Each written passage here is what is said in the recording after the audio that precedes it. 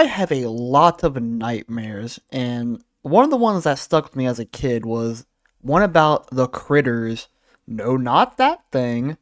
Yeah, that one. And I think I just watched the second movie. Yeah, I watched the second one and went to bed.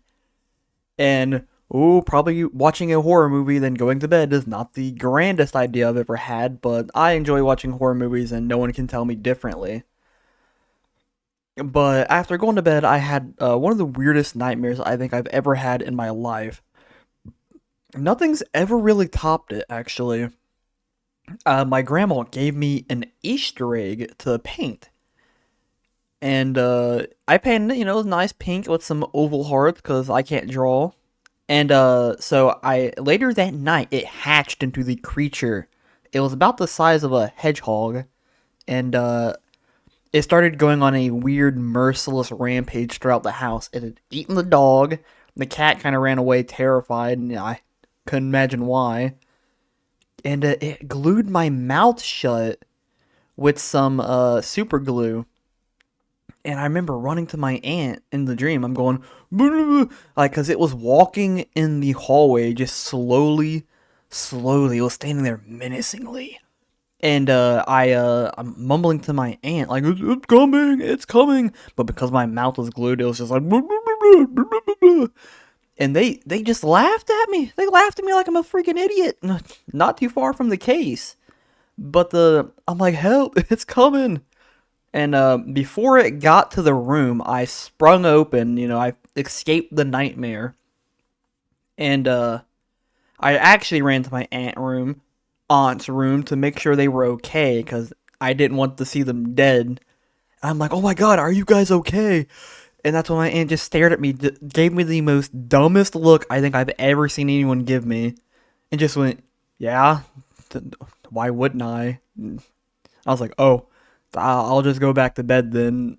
Good night, I love you.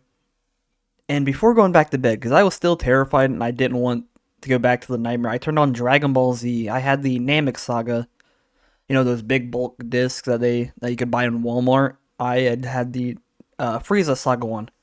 So after playing it, it was like 20 minutes until I passed out again, and that's when I had another dream.